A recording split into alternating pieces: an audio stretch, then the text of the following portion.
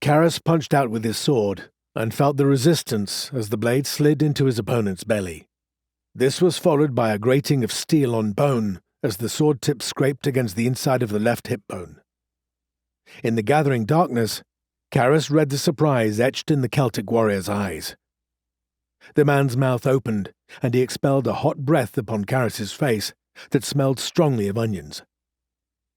In that moment, time seemed to have slowed, if not stopped altogether. The desperate cacophony of the fight around them ceased as their eyes met. It was an intimate moment, for one filled with the horror of impending death, and the other triumph.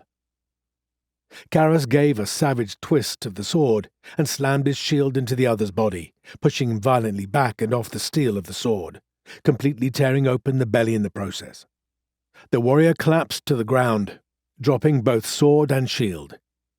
He writhed in agony, his entrails having split out around him, landing amidst the dirt and rocks of the steep slope. The sound of the battle abruptly crashed back home.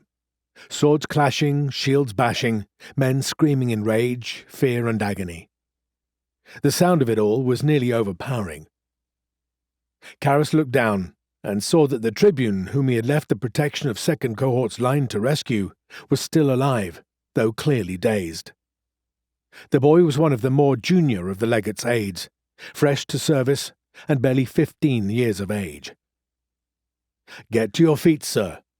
Karras, unwilling to set his shield down or sheath his sword to help the youngster up, instead settled for a light kick against the boy's leg. The tribune's head snapped to look up. There was a good-sized dent in his finely crafted helmet, where Karras's recent victim had struck the boy a vicious blow. Karras read the fear and confusion in the tribune's eyes. "Get up," Karras snapped. Farther down the steep and craggy slope, a large, heavily muscled and tattooed, bare-chested Celt roared his rage, and rushed the two of them, axe raised. Karras stepped over the tribune to place himself in the path of the warrior, and brought his shield up, gritting his teeth in preparation for receiving the attack. The blow struck down savagely against the shield. Karras turned his head away, as the war axe bit deeply just above his arm and shattered the top of his shield, showering his face with a spray of splinters. Karras screamed incoherently in reply, as the force of the strike radiated up his arm, and he was nearly pushed to the ground. Karras was yanked forward a step as the warrior attempted to pull his axe free. The weapon was stuck fast, the sharpened edge only an inch or so from his arm behind the shield. Karras hauled back, putting his enemy forward and off balance.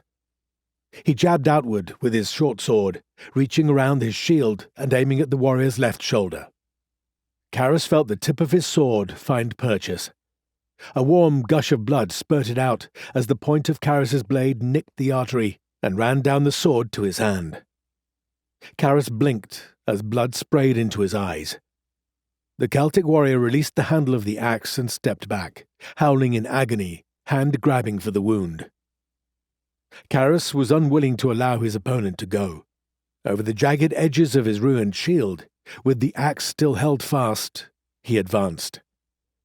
The warrior, cognizant of only his pain and wound, was oblivious as Karras closed upon him.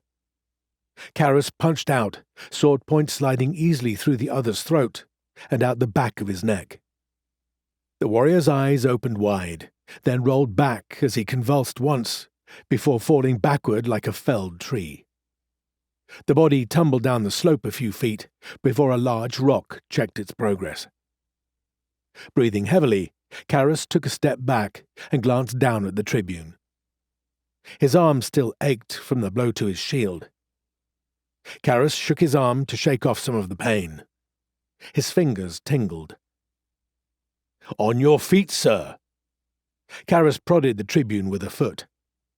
"Or so help me, I will leave you behind, honorary rank or not." Even that did not get through, and Karras realized the young tribune was too dazed to properly function. Tossing his ruined shield aside, he reached down, hooked an arm under the tribune's shoulder, and hauled him to his feet.